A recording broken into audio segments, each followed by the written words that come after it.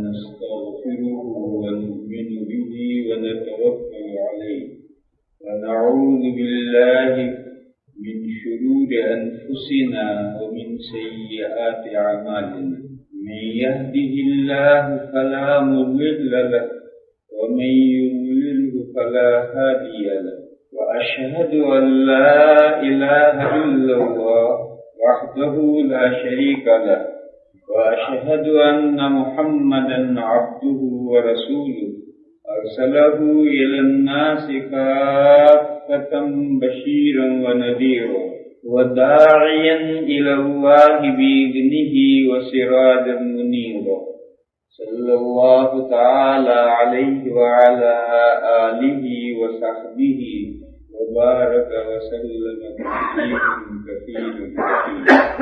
کل زکوٰۃ کے نصابوں کا تذکرہ کیا کہ اونٹ میں اتنا نصاب ہے، گائے بھینس میں اتنا نصاب ہے، بکریوں میں اتنا نصاب ہے، زمین کی پیداوار کا یہ حکم ہے. اس کے علاوہ سونا، چاندی، زیور، کرنسی، اموال تجارت، یہ سب ایک کیٹیگری. یہ میں نے بتایا تھا کہ سونا اگر صرف ہے تو اس کا یہ نصاب ہے، اس سے کم میں زکوٰۃ نہیں. چاندی اگر صرف ہے تو اس کا یہ نصاب ہے، اس سے کم میں زکوٰۃ نہیں. اور اگر تھوڑی چاندی ہے یا تھوڑا سونا ہے تو دونوں کو قیمت کر کے ملائیں گے اور پھر چاندی کی قیمت والا نصاب متحقق ہو جائے تو زکوٰۃ واجب. پھر میں نے یہ بھی بتایا تھا کہ اب تو دنیا میں کرنسیاں ہی ہیں، عام طور پر لوگوں کے پاس میں یہی نوٹیں ہوتی ہیں، بینک نوٹ ہوتے ہیں. ان کو سونے کے نصاب سے یا چاندی کے نصاب سے موازنہ کریں گے. جو مہنگی کرنسیاں ہیں ان میں سونے کے نصاب سے موازنہ کریں گے، اور جو سستی کرنسیاں ہیں ان کو چاندی کے نصاب سے موازنہ کریں گے. اور یہ کہا تھا میں نے کہ یہ میری رائے ہے. دارالفتہ جو فتویٰ دیتے ہیں وہ تو یہ فتویٰ دیتے ہیں کہ دنیا کی تمام کرنسیاں چاہے مہنگی ہوں چاہے سستی ہوں ان کو چاندی کے نصاب سے موازنہ کریں. لہٰذا یہ جو دارالفتہ کے فتوے ہیں اس پر عمل کرو. سبحان اللہ، فائدہ ہی فائدہ ہے.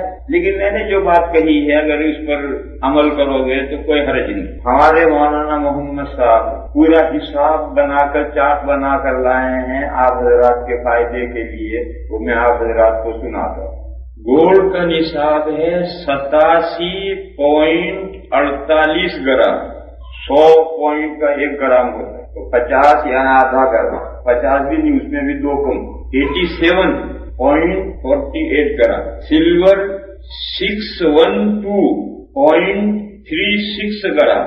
612.36. یہ 13واں گرام ہے، اس کے 100 حصوں میں سے 36 حصے. مہر فاطمی نکاح میں باندھتے ہیں کہ مہر فاطمی، جس کا جو سلور ہے 1530 گرام. یہ جو نصاب ہے گولڈ کا، سلور کا اور مہر فاطمی، اس کو پرائز کر کے لائے ہیں کینیڈین ڈالر میں. رمضان کی پہلی تاریخ کو، اکتوبر کی 16 تاریخ کو گولڈ کا بھاؤ تھا $16.87 پر گرام. 1 گرام کا بھاؤ تھا اس تاریخ میں $16 اور 87 پینس کیا ہے؟ پینی سینٹ.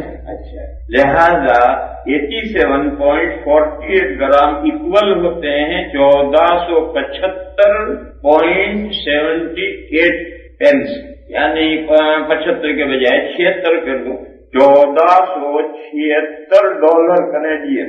یہ سونے کا نصاب 1475 اور آگے 78 تو پورا کرو تو $1476 کینیڈین یہ سونے کا نصاب ہے. اور سلور اس کا بھاؤ اوپر والی تاریخ میں بھاؤ تھا 0.28 پر گرام. ڈالر کا پورا $1 بھی نہیں، 1 گرام کا بھاؤ تھا 0.28. لہذا 612.36 گرام اکول ہوتے ہیں 171.46 یعنی آدھا.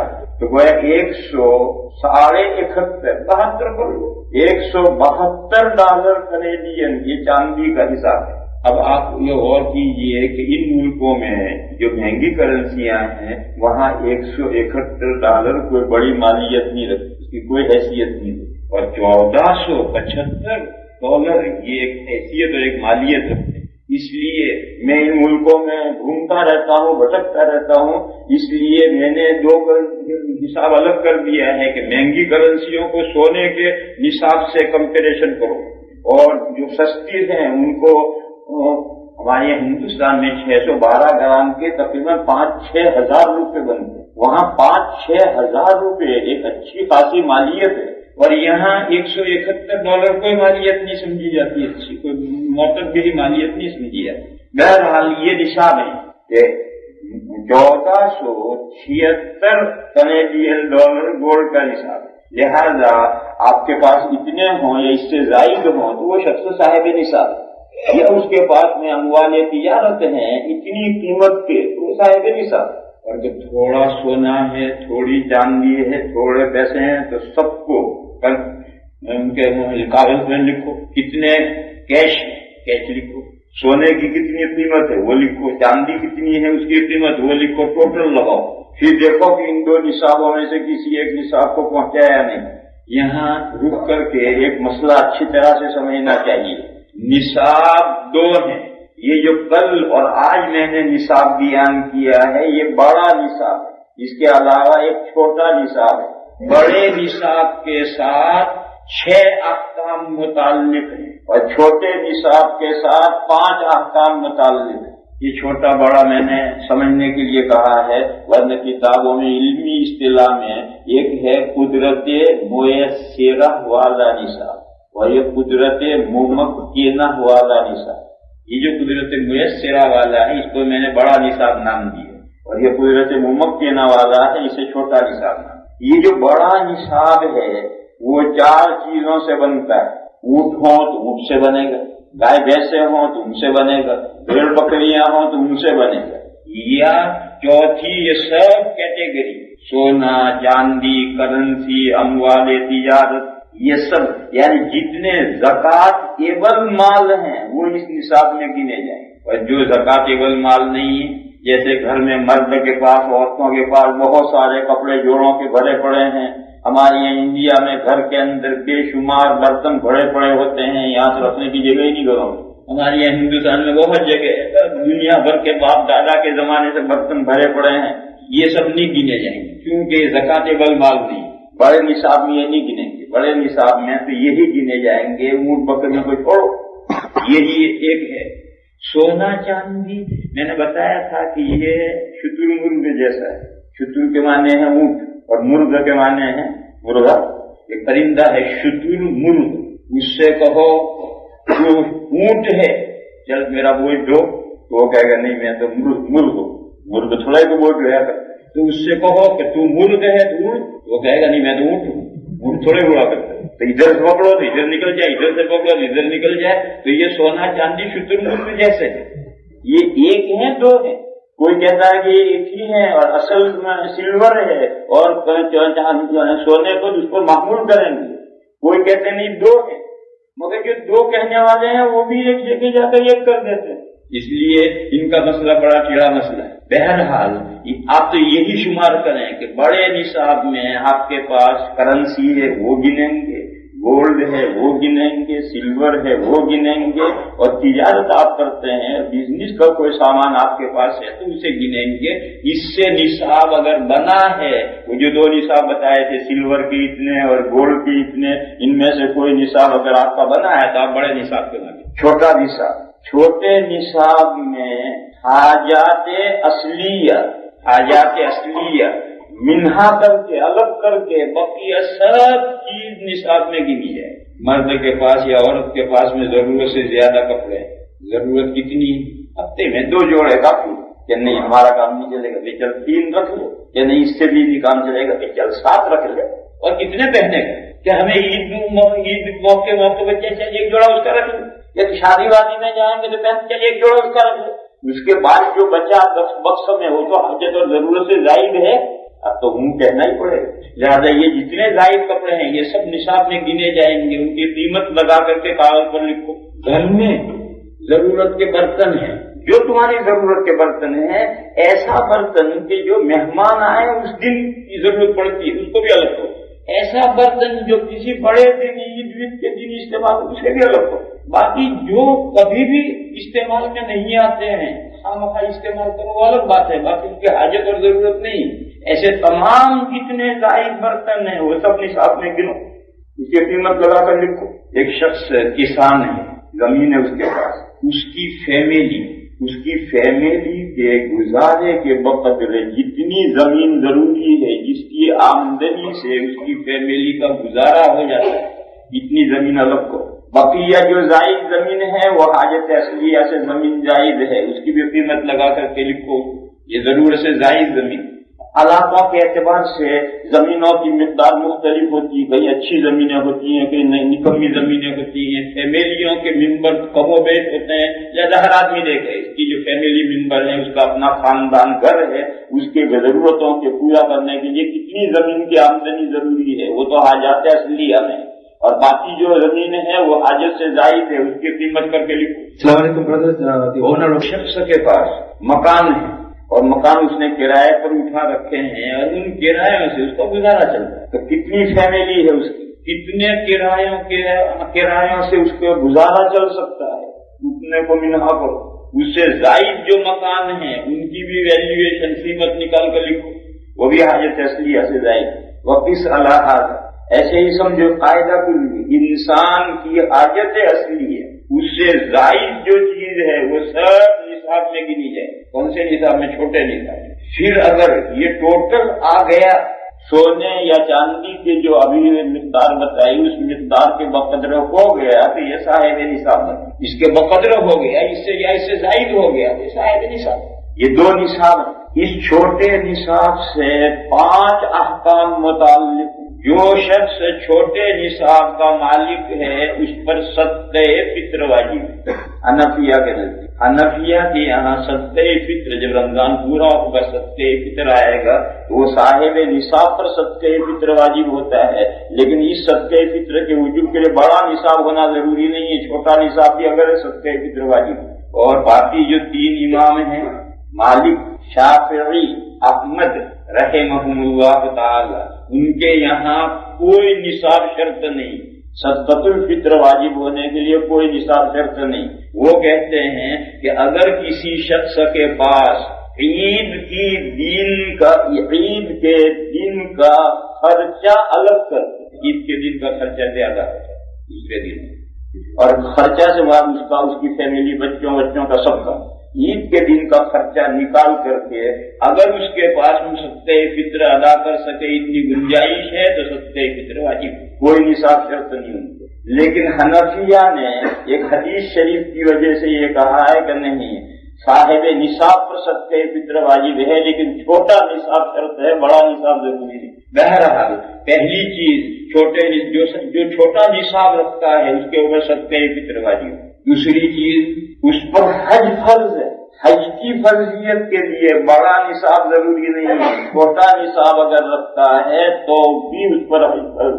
لہذا آپ کا جو آپ نے سب لکھا ہے ٹوٹل، اگر وہ اتنی رقم ہے کہ آپ اس سے حج کر سکیں تو حج فرض ہے، ضرورت سے وہ زائد زمین ہے اسے بیچ کر حج کو جانا ضروری ہے، ضرورت سے زائد وہ مکانات ہیں جو کرائے پر چل رہے ہیں ان کو بیچ کر حج کو جانا ضروری ہے، ضرورت سے زائد کپڑے، ضرورت سے زائد برتن، یہ سب بیچ کر حج کے لیے جانا ضروری ہے۔ حج ایسے شخص پر فرض ہے، لوگ جانتے نہیں یا جاننا نہیں چاہتے، اس مسئلے کو لوگ جانتے نہیں یا جاننا چاہتے ہی نہیں، لیکن یہ سمجھ لو کہ حج کی فرضیت متعلق اس چھوٹے حساب سے۔ تیسری چیز، ددیالی یا ننیالی خاندان میں ذی رحم محرم، یعنی ایسا رشتہ دار جس سے ہمیشہ کے لیے نکاح حرام ہے، ایسا شخص مرد یا عورت کمانے کے قابل نہیں ہے تو اس کا نفقہ اس آدمی پر واجب۔ کوئی اندھا ہے، کوئی بوڑھا ہے، کوئی لولا لنگڑا ہے، کمانے کے قابل نہیں، چاہے ددیالی رشتے میں ہو چاہے ننیالی رشتے میں ہو، اور ہے رشتہ کتنا قریبی ہے، ناتا ہے، ذی رحم مانے ناتا ہے، یہ جو ددیالی رشتہ ہے اسے اردو میں ناتا کہتے ہیں، یہ جو ننیالی رشتہ ہے یہ بھی ناتا کہلاتا ہے، جس سے پیدائش کا تعلق ہے۔ رحیم مانے بچہ دانی، اور محرم کے معنی اس کے ساتھ ہمیشہ کے لیے نکاح حرام ہے، جیسے پھوپھی ہے، خالہ ہے، بھائی ہے، بھتیجا ہے، بھتیجی ہے وغیرہ، چچا ہے، پھوپھی ہے، یہ سب وہ رشتے دار ہیں جن سے ہمیشہ کے لیے نکاح حرام ہے۔ اگر یہ غریب ہیں اور کمانے کے قابل نہیں ہیں تو ان کا خرچہ واجب ہے اس شخص پر جو چھوٹا نصاب رکھتا ہے، جس کو بھی لوگ نہیں جانتے اور جاننا چاہتے بھی نہیں۔ یہاں الحمدللہ حضرات جو ان کو میں نکل آئے ہیں یہ تو اپنے رشتے داروں کا کافی خیال رکھتے ہیں، مگر ہمارے یہاں ہندوستان میں تو اس مسئلے کو کوئی جانتا نہیں اور جاننا چاہتا بھی نہیں۔ یہاں تو الحمدللہ لوگ کچھ سمجھتے ہیں اور کچھ خاندان کے ایسے معذوروں کی بہت بھی مدد کرتے ہیں، مگر ہمارے یہاں کوئی نہیں کرتا اور نہ کوئی جانتا ہے نہ جاننا چاہتا ہے۔ اس لیے اس مسئلے کو سمجھو، دہیالی خاندان ہو یا ننیالی ہو، رشتہ کتنا قریبی ہے کہ اس سے ہمیشہ نکاح حرام ہے، محرم ہے۔ وہ اگر غریب ہے اور کمانے کے قابل نہیں، وہ کما نہیں سکتا تو اس کا خرچہ کس کے ذمے ہے؟ اس کا خرچہ خاندان کے ہر اس آدمی کے ذمے ہے جس کے پاس یہ چھوٹا نصاب ہے۔ چوتھا حکم ہے، چھوٹا نصاب جس کے پاس ہے اس پر قربانی واجب ہے۔ قربانی کا وجوب بڑے نصاب سے تعلق نہیں رکھتا، چھوٹے نصاب سے تعلق رکھتا ہے۔ جس کے پاس یہ چھوٹا نصاب ہے اس پر بھی قربانی واجب ہے۔ پانچواں حکم، ایسے شخص کو زکوٰۃ دینے سے زکوٰۃ ادا نہیں ہوتی۔ یہ غنی ہے، جو حدیث میں ہے کہ ان صدقۃ لا تحل لغنی، مالدار کے لیے زکوٰۃ حلال نہیں ہے۔ وہ یہ مالدار، یہ چھوٹے نصاب والا یہ بھی مالدار ہے، اور ایسے مالدار کو اگر زکوٰۃ دی جائے گی زکوٰۃ ادا نہیں ہوگی۔ یہ 5 احکام چھوٹے نصاب سے متعلق، اور وہ جو بڑا نصاب ہے اس سے 6 احکام متعلق ہیں۔ 5 تو یہی، یہ جو چھوٹے نصاب والے 5 احکام ہیں یہ پانچوں کے پانچوں بڑے نصاب سے آپ متعلق ہیں، اور چھٹا حکم اس سے یہ متعلق ہے کہ اس پر زکوٰۃ نکالنا فرض ہے۔ چھوٹے نصاب والے پر زکوٰۃ نکالنا فرض ہے، زکوٰۃ ہے ہی نہیں اس پر، لیکن بڑا نصاب جس کے پاس ہے اسے زکوٰۃ نکالنا فرض ہے۔ گویا بڑا نصاب ہو یا چھوٹا نصاب ہو، قربانی واجب ہے، صدقہ فطر واجب ہے، خاندان کے غریبوں کا خرچہ واجب ہے، حج فرض ہے اور زکوٰۃ لینا حرام ہے۔ بلکہ بڑا نصاب ہے تو زکوٰۃ نکالنا فرض ہے۔ اس کے بعد 2 مسئلے یاد رکھو، بلکہ 3 مسئلے۔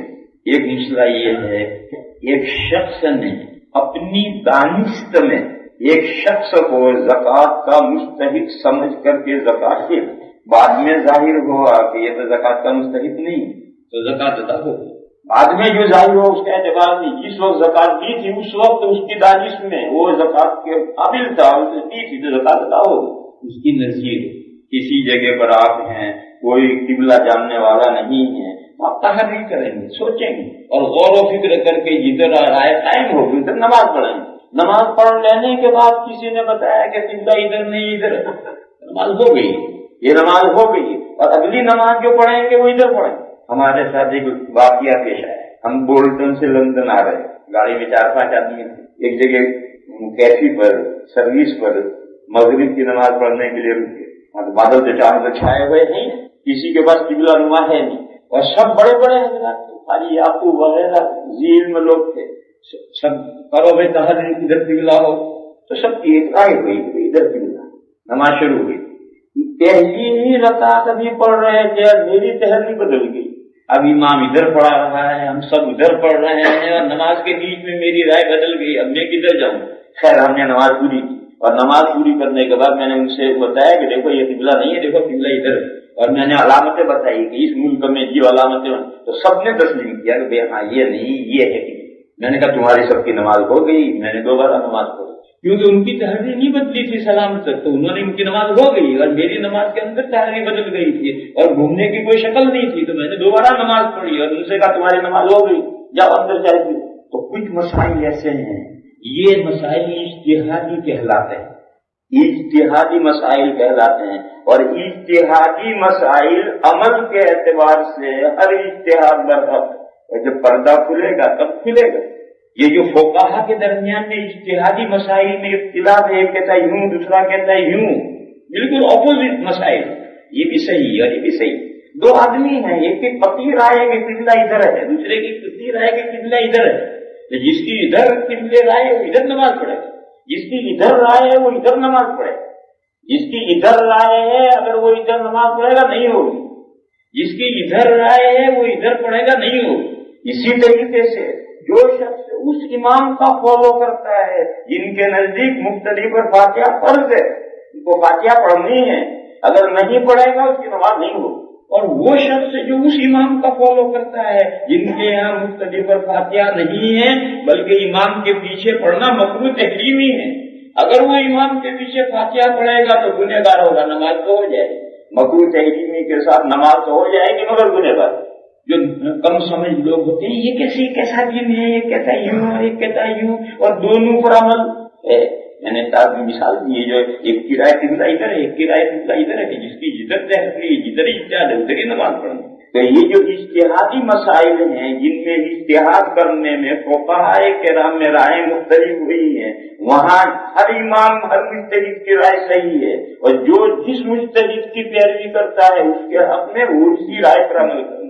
تو یہ مسئلہ بھی ایسا ہے، ایک آدمی نے زکوٰۃ دیتے وقت قرائن سے علامات سے یہ سمجھا یا کہ وہ مانگ رہا ہے۔ آپ لوگوں کے ساتھ ایسا مسئلے پیش آتے ہوں کہ وہاں سے ایک خط آ رہا ہے کہ میں بہت پریشان ہوں، غریب ہوں، ایسا ہوں ویسا ہوں، میری کچھ مدد کرو۔ اب آپ نے یہ سمجھا کہ ایسا خط آیا ہے تو زکوٰۃ کا حقدار ہو گئی، آپ نے زکوٰۃ کی رقم بھیج دی۔ پھر اتفاق سے آپ انڈیا میں گئے تو اس کے گھر میں تو 3 ٹی وی ہیں۔ یہ ٹی وی حاجات اصلیہ سے زائد ہے، ٹی وی کے بغیر کون سی زندگی بسر نہیں ہوتی، لہٰذا یہ ٹی وی یہ بھی قیمت لگ کر کے نصاب میں چھوٹے نصاب میں شامل ہے۔ تو اب آپ کو بعد میں ظاہر ہوا تو یہ تو زکوٰۃ کا مستحق نہیں ہے، مگر جس وقت آپ نے اس کا خط آیا اور آپ نے یہ گمان کر کے یہ بیچارہ غریب ہوگا جبھی تو خط لکھ رہا ہے اور آپ نے بھیجا تو آپ کی زکوٰۃ ادا ہو۔ تو ایک مسئلہ تو یاد رکھنا ہے کہ جس وقت زکوٰۃ دی گئی ہے اس وقت اگر آدمی سمجھتا ہے کہ یہ حقدار ہے، البتہ یہ ضروری یعنی کوئی بہت زیادہ ضروری نہیں ہے مگر ضروری وہ یہ ہے کہ آپ اسے بتلا دیں کہ فلاں رقم جو میں نے آپ کو دی تھی وہ زکوٰۃ کی رقم ہے۔ پھر اس کی مرضی، اس کو کیا چاہیے؟ اس کو چاہیے کہ وہ رقم آپ کو واپس کرے یا وہ رقم کسی غریب کو دے، لیکن اگر وہ ایسا نہ کرے تو اس کی ذمہ ہے۔ حدیث شریف میں ایک واقعہ آیا ہے، ایک صحابی ہیں وہ گھر سے ایک دینار جیب میں رکھ کر کے $100 کا نوٹ جیب میں رکھ کر چلے کہ مسجد میں کوئی غریب ملے گا تو دے دوں۔ اس زمانے میں چراغ تو جلتی نہیں تھے، حضور کی پوری زندگی میں مسجد نبوی میں چراغ نہیں جلا، تو اندھیرا تھا۔ وہ انہوں نے نماز کے بعد میں کوئی جگہ ہوگی جہاں غریب لوگ کھڑے رہتے ہوں گے تو انہوں نے دیکھا کوئی کھڑا ہے تو انہوں نے وہ دینار اسے دی۔ یہاں پہ بہت بڑی رقم ہے، $100 $150 کے موقع رہے۔ خیر وہ گھر چلے گئے تو تھوڑی دیر ہوئی بیٹا گھر آیا اور بیٹے نے آ کر کہا ابا آج تو مجھے کوئی ایک دینار دے گئے۔ تو باپ نے کہا دکھا کہاں ہے؟ تو دیکھا تھا یہ تو میرا میں نے دیا ہے دینار، اور مجھے تجھے تھوڑی دینا تھا، میں تو غریب کو دے رہا، مگر مجھے تو ملا ہے میں نہیں دیتا ہوں۔ صبح یہ جھگڑا حضور کی خدمت میں تو حضور نے فرمایا لکا ما نویت یا مانو، صحابی کا نام مانا تھا، وہ لکا ما اخذت یا یزید۔ حضور نے فرمایا باپ سے کہ تمہاری جو نیت تھی اس کے اعتبار سے میں ثواب مل گیا، اور بیٹے سے کہا کہ تیرے لیے لنٹھی۔ ایک حدیث شریف میں قصہ ہے، اب یہ دینار زکوٰۃ کا تھا یا کیا تھا معلوم۔ پھر یہ بیٹا نابالغ نہیں ہے، بچہ نابالغ جب تک ہوتا ہے تو باپ کے حکم میں ہوتا ہے، باپ مالدار ہے نابالغ اولاد مالدار ہے، باپ غریب ہے نابالغ اولاد غریب ہے۔ لیکن بیٹا یا بیٹی جب بالغ ہو جائیں تو مستقل ہو جاتے ہیں، ان کی مالداری غریبی ان کے جیب پر اس کا ڈیپینڈ ہوتی ہے، باپ کے جیب پر ڈیپینڈ نہیں ہوتی۔ تو یہ واقعہ یہ میں نے ویسے ہی سنا ہے، تھوڑا سا استشہاد کرنے کے لیے۔ اس میں یہ صلاحت نہیں ہے کہ دینار زکوٰۃ کا تھا، نفلی صدقے کا بھی ہو سکتا ہے۔ اور یہ سنو، زکوٰۃ اور صدقے فطر وہ تو فلاں کو نہیں دے سکتے، وہ آئے گا بیان آگے، لیکن صدقے نافلہ ہر ایک کو دے سکتے، ابا کو بھی صدقے نافلہ دے سکتے ہو، امی کو بھی دے سکتے ہو، چچا کو بھی دے سکتے ہو، بھائی کو بھی دے سکتے ہو، بیٹے کو دے سکتے ہو، پوتے کو دے سکتے ہو، بیوی کو دے سکتے ہو، صدقے نافلہ سب کو دے سکتے ہیں، سید کو بھی دے سکتے ہیں صدقے نافلہ۔ اور زکوٰۃ میاں بیوی کو زکوٰۃ نہیں دے سکتا، بیوی میاں کو زکوٰۃ نہیں دے سکتی، صدقے نافلہ دے سکتے۔ حدیث شریف میں ایک واقعہ ہے، ایک مرتبہ نبی پاک صلی اللہ تعالی علیہ وسلم نے عورتوں میں تقریر فرمائی اور عورتوں کو ترغیب دی خیرات کرنے کی، اللہ کے راستے میں خیرات کرو، اور حضور نے فرمایا کہ میں نے جہنم دیکھی تو اس میں عورتوں کی تعداد زیادہ میں نے دیکھی، لہذا صدقہ خیرات کرو اور جہنم سے بچاؤ کا سامان کرو۔ عورتیں گر گئی۔ حضرت عبداللہ ابن مسعود رضی اللہ تعالیٰ عنہ بہت بڑے صحابی، ان کی بیوی صاحبہ ہیں زینب، انہوں نے اپنے میاں سے کہا حضور نے ہمیں صدقہ کرنے کے لیے فرمایا ہے، مجھے صدقہ کرنا ہے، اور آپ غریب ہیں اور آپ نے یتیم بچے بھی پالنے کے لیے رکھ رکھے ہیں، پیسے آپ کے پاس نہیں ہیں، تو میں سوچتی ہوں کہ میں کسی اور کو صدقہ دوں، اس سے آپ کو اور آپ کے پاس جو یتیم بچے پرورش میں ان کو دے دوں۔ کیا حضور سے مسئلہ پوچھ کرو کہ بیوی شوہر کو صدقہ دے سکتی ہے؟ تو اگر بیوی کے لیے شوہر کو صدقہ دینا جائز ہو تو میں کسی اور کو دوں، اس کے بجائے آپ کو دوں، اور آپ کی پرورش میں جو یتیم بچے ہیں ان کو دوں۔ حضرت ابن مسعود نے کہا میں نہیں جاتا، تم جا کر پوچھو۔ کہا میں نہیں جاتا، تم جا کے پوچھو۔ اب حضرت زینب پہنچی، جب حضور کے دروازے پر پہنچی تو وہاں پہلے سے ایک عورت کھڑی، اس کا نام بھی اتفاق سے زینب، اور وہ بھی یہی مسئلہ پوچھنے آئی۔ دونوں عورتیں کھڑی، یہاں تو صورتحال دوسری، ہر مکان نوک کیے بغیر جب تک لاک نہیں کھلے گا کیسے جائے گا؟ مگر ہمارے یہاں ہمارے ملکوں میں ایک ایسی مصیبت ہے کہ عورتیں تو کوئی اجازت لینا جانتی ہی نہیں ہیں، بغیر اجازت کے گھر میں گھس جائے۔ بس انہوں نے یہ سمجھ رکھا ہے کہ سب دنیا میں جتنے گھر ہمارے، لہٰذا وہ تو ہمارے ملک میں تو عورتیں اجازت لینا جانتی ہی نہیں، دروازہ کھلا کھل گئے، اور دروازے ہمارے یہاں سب کھلے رہتے ہیں، کوئی بند ہوتا ہی نہیں۔ ہاں کوئی مرد جائے گا تو نوک کرے گا، اجازت مانگے گا، مگر عورتوں میں کمی پائی جاتی۔ دیکھو یہ عورتیں آئی ہیں، حضور کے گھر میں نہیں گھس رہی، کھڑی ہے دروازے، ایک آ کر کھڑی ہے، دوسری آ کر کھڑی ہے، نوک نہیں کر رہی، یہ عورتیں نوک نہیں کر رہی۔ سورہ حجرات میں ممانعت آئی حضور کے گھر کے خاص، زور سے آواز مت دو اندر حضور کو، نوک کرنا بھی زور سے آواز دینا ہے، باہر کھڑے رہو، جب حضور نکلے وہاں تک ویٹ کرو۔ کسی کے گھر جاؤ تو نوک کر کے آواز دے کے اجازت مانگیں گے، حضور کے گھر نہیں، معلوم نہیں حضور کس حال میں ہو، لہذا کوئی حضور کے گھر آئے گا باہر آ کر کھڑا رہے گا، جب کوئی جائے گا تو کہلوائے گا، یا حضور گھر آئیں گے وہاں تک ویٹ کرے گا۔ یہ حضور کا ایک مخصوص حکم ہے، اور سورہ حجرات کے شروع میں یہ آیتیں ہیں، ان میں یہ حکم ہے۔ تو یہ کھڑی ہے، دوسری آئی وہ بھی کھڑی ہے، اتفاق سے حضرت بلال آئے اور وہ گھر میں جا رہے ہیں، تو ان دونوں عورتوں نے حضرت بلال سے یہ کہا کہ جا کر حضور سے یہ مسئلہ پوچھ کر کے آ کر جواب ہمیں دو گا۔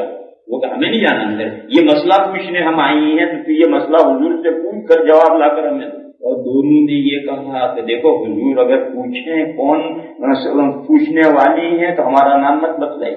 دونوں نے یہ کہا کہ ہمارا نام مت بتلائیے، تو مسئلہ پوچھ کے جواب لیا۔ حضرت بلال اندر کے اور یہ کہا کہ یا رسول اللہ باہر دو خواتین کھڑی ہیں، وہ یہ سوال مسئلہ پوچھ رہی کہ وہ اپنے شوہروں کو صدقہ دینا چاہتی ہیں تو دے سکتی ہیں۔ تو حضور نے پوچھا کون عورتیں؟ اب حضور نے پوچھا تو اب تھوڑی چھپائیں گے، ان کی بات تھوڑی مانیں گے، اب تو حضور کو جواب دینا ہے۔ تو انہوں نے جواب دیا کہ زینب، دو زینب ہے۔ تو حضور نے پوچھا ایو زینب، کون سی زینب ہے؟ مدینہ میں زینب ہے تو بہت ہے۔ تو پھر انہوں نے بتایا کہ ایک زینب ابن مسعود کی اہلیہ ہیں اور ایک زینب فلاں کی اہلیہ ہے۔ تو حضور نے فرمایا جاؤ دونوں کو یہ مسئلہ بتاؤ کہ وہ اپنے شوہروں کو صدقہ دے سکتی ہیں اور ان کو ڈبل ثواب ملے گا، ایک صدقے کا ثواب ملے گا، ایک صلہ رحمی کا ثواب ملے گا۔ اب دوسری طرف مسئلہ یہ ہے کہ شوہر بیوی کو زکات نہیں دے سکتا، بیوی شوہر کو نہیں دے سکتی زکات، تو پھر یہ صدقہ جو بیوی شوہر کو دے سکتی ہے وہ صدقہ نافلہ، اور جب صدقہ نافلہ بیوی شوہر کو دے سکتا ہے تو شوہر بیوی کو بھی دے سکتا ہے، بیٹا ماں باپ کو بھی دے سکتا ہے، ماں باپ بیٹوں کو بھی دے سکتے ہیں صدقہ نافلہ میں۔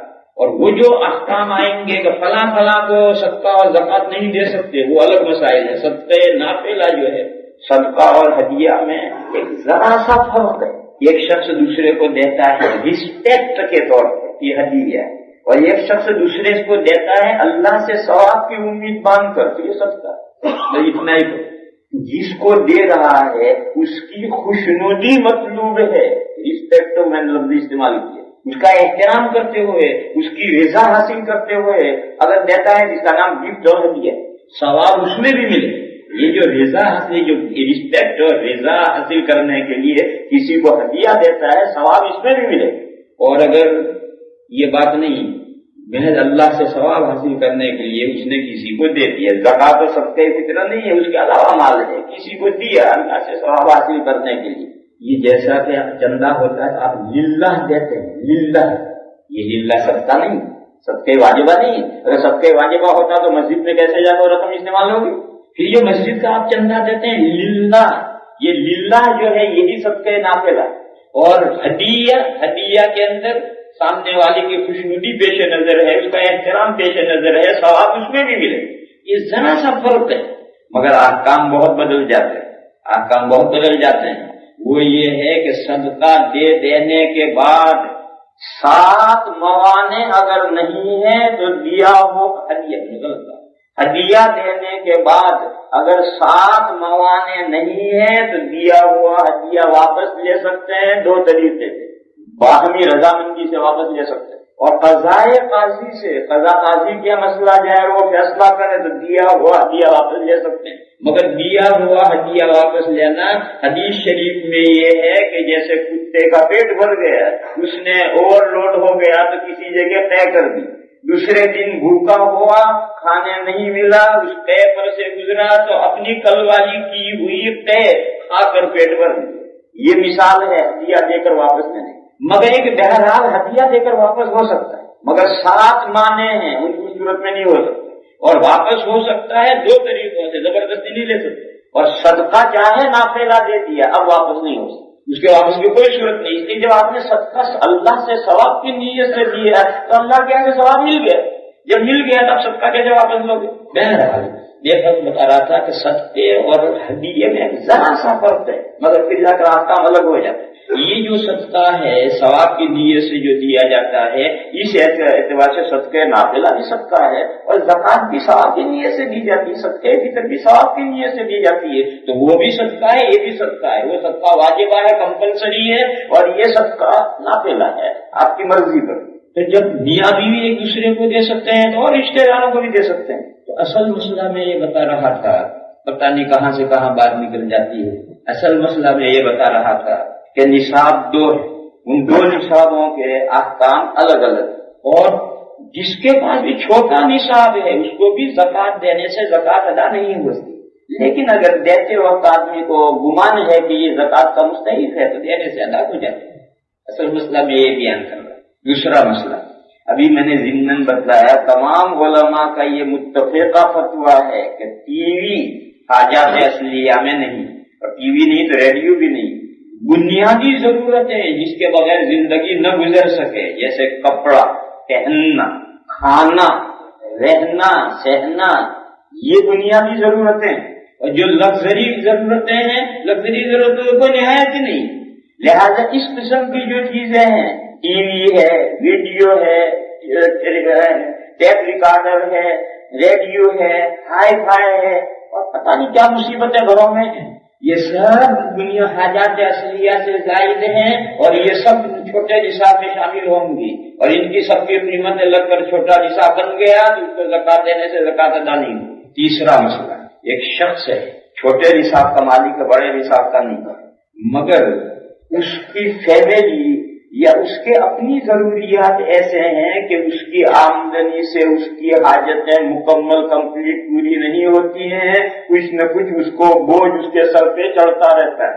لڑائی ہو سکتی ہے، لیکن آپ جانتے ہیں کہ اس زمانے میں دائیں زمین بیچ جاؤ، بیچ دو گے تو کیا کرو گے؟ پھر آگے آپ جانتے ہیں کہ اگر ایک گھر دائیں تو اسے بیچ دو گے تو کیسے کام چلے گا؟ تو چھوٹا نصاب تو بن رہا ہے، مگر آج کل کے اعتبار سے وہ چیزیں بیچنا بڑا مشکل ہوتا ہے، اور بیچے تو کوئی قیمت نہیں آتی. اور اس کے حاجتوں، اس کے ضروریات، اس کی گھریلو ضروریات، اس کی فیملی اتنی بڑی ہے اور ایسا ہے کہ اس کی وجہ سے اس کا گزارا نہیں چل رہا. تو مفتیان کرام کا فتویٰ ہے کہ ایسے شخص کو زکوٰۃ لینی تو نہیں چاہیے، لیکن اگر ایسے شخص کو زکوٰۃ دی جائے گی تو زکوٰۃ ادا ہو جائے. جس کے پاس چھوٹا نصاب ہے مگر اس کی اپنی آمدنی سے اس کا گزارا نہیں چلتا ہے، لہذا ایسے شخص کو زکوٰۃ لینی تو نہیں چاہیے.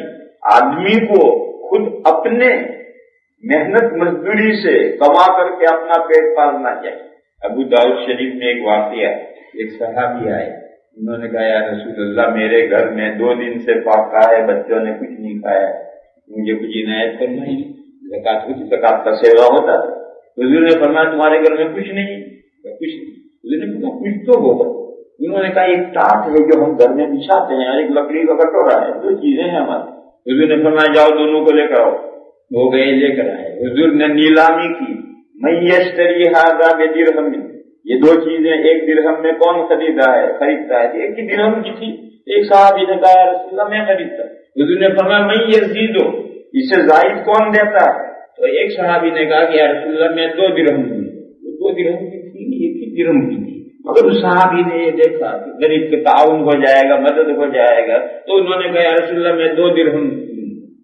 تو حضور نے وہ دونوں چیزیں ان کو دے دی اور ان سے 2 درہم لے دی اور ان کو دیے، اور یہ کہا کہ 1 درہم کا تو بازار سے آٹا خرید کر گھر پہنچاؤ، بچے بھوکے ہیں، اور 1 درہم کی کلاڑی لے کر آؤ خرید کر۔ وہ گئے، 1 درہم کا آٹا گھر ڈالا، دوسرے درہم کی کلاڑی لے کر آئے، تو نبی پاک صلی اللہ تعالی علیہ وسلم نے خود لکڑی کہیں سے ڈھونڈ کر اس کا دستہ ڈالا اور کلاڑی تیار کی اور ان کو دی، اور یہ کہا کہ جنگل میں جا کر لکڑیاں کاٹو، شہر میں لا کر بیچو، اور 10 دن تک مجھے نظر مت پڑنا۔ تو نے کہا مجھے نظر ہی مت پڑنا 10 دن تک، چنانچہ کام میں لگ گئے۔ 10 دن کے بعد جب حضور کی خدمت میں آئے ہیں تو گھر کا خرچہ چلانے کے بعد ان کے پاس 15 درہم جمع ہو گئے۔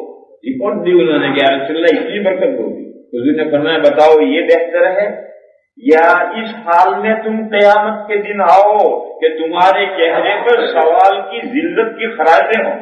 تو اس لیے اپنی محنت سے کمانا، دوسرے پر بوجھ نہ بننا، بے ضرورت ویلفیئر نہ کھانا۔ یہ تو ویلفیئر وہ ہے جو قاعدے میں ویلفیئر کا حق ہے، اس میں کوئی فرق نہیں، اور یہ 420 کر کے ویلفیئر کھانا، ایک تو قاعدے میں حق ہے، مثلا child benefit, old man benefit ہے، یہ تو قاعدے میں، اس میں کوئی فرق نہیں۔ ایک ہے 420 ہو کیا 420 ہے، اور مجھ سے زیادہ آپ جانتے ہیں، میں تو کچھ زیادہ ماہر نہیں پوچھتا۔ یہ جو شکلیں ہیں، میں یہ نہیں کہہ رہا کہ یہ 420 کر کے ویلفیئر حاصل کرتے ہیں، یہ مال حرام ہے، یہ نہیں کہہ رہا میں یہ کہہ رہا ہوں کہ اسلام اس کو پسند نہیں کرتا۔ اسلام پسند کرتا ہے اپنی گاڑی کمائی کھاؤ، کسی دوسرے پر بوجھ مت بنو۔ دیکھو حضور نے ان کو پیسہ دیے، ان کو پتہ ہے کلاڑی دی، اور انہوں نے 10 دن محنت کی تو 15 درہم جمع ہو گئے۔ تو اسلام یہ چاہتا ہے، لیکن لہذا ایسے شخص کو زکوٰۃ صدقہ نہیں لینا چاہیے، لیکن اگر اس کا گزارا نہیں چلتا، آپ جانتے ہیں کہ بیچارہ پریشان رہتا ہے، گزارا نہیں چلتا، یا آپ اس کو کوئی تعاون کرنا چاہتے ہیں جس سے اس کا کام چل جائے، رکشہ لا کر دے دیا، کچھ اور لا کر دے دیا، تو علماء کا فتویٰ یہ ہے کہ چھوٹا نصاب ہونے کے باوجود اگر زکوٰۃ میں سے اسے دیا جائے گا تو زکوٰۃ ادا ہو جائے گا۔ حدیث شریف میں نبی پاک صلی اللہ تعالی علیہ وسلم نے ارشاد فرمایا ان الصدقۃ لا تحل لغنی ولا لذی مرۃ سبیل، مالدار کے لیے زکوٰۃ جائز نہیں۔ مالدار میں دونوں آئے، بڑا نصاب ہے وہ بھی غنی ہے، چھوٹا نصاب ہے وہ بھی غنی، اور فرمایا کہ وہ آدمی جو توانا تندرست ہے اس کے لیے بھی زکوٰۃ حلال ہے۔ ولا لذی مرۃ، ذو مرہ کے معنی ہے توانا، سبیین کے معنی ہے تن باڈی درست ہے۔ تو جو توانا ہے اور تندرست ہے، جو محنت مزدوری کر کے کما سکتا ہے اور اپنا پیٹ پال سکتا ہے، اس کے لیے صدقہ حلال نہیں۔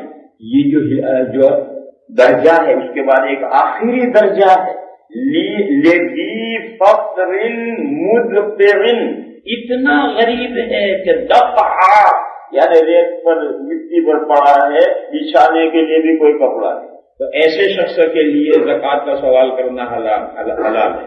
وہ مان سکتا ہے کہ میں پریشان ہوں، یہ دے دو۔ باقی اس کے علاوہ اس درجہ اگر غریب نہیں ہے اور پھر توانا تندرست ہے، حدیث میں فرمایا اس کے لیے زکوٰۃ حلال نہیں۔ یہ تمام احادیث ہیں، ان میں مسائل نہیں، ان تمام احادیث میں مسائل نہیں ہیں، ان تمام احادیث میں اسلام کیا چاہتا ہے، شریعت کیا چاہتی ہے، وہ لوگوں کو بیکار نہیں کرنا چاہتی ہے، وہ لوگوں کو کام میں لگانا چاہتی ہے، تو ہر آدمی کام میں لگے اور اپنے گاڑے پسینے سے پیدا کر کے کھائے، کوئی شخص دوسرے پر بوجھ نہ بنے، اسلام یہ چاہتا ہے۔ میرے بھائی اور مسلمان ہیں، اسلام کی جو اسپرٹ اور روح ہے، اسلام اپنے ماننے والوں سے، اپنے متبعین سے، اپنے فالوورز سے کیا چاہتا ہے اس کو سمجھنا چاہیے۔ تو بات میرے بھائی دوسری طرف نکل گئی۔ یہ دو نصاب میں نے سمجھائے ہیں، ان کو ذہن میں رکھ کر کے ان کے سب احکام ہیں، وہ احکام ذہن میں رہنے چاہیے۔ پھر اور جو باقی مسائل ہیں وہ انشاءاللہ کل بیان کریں گے۔ وآخر دعوانا الحمدللہ۔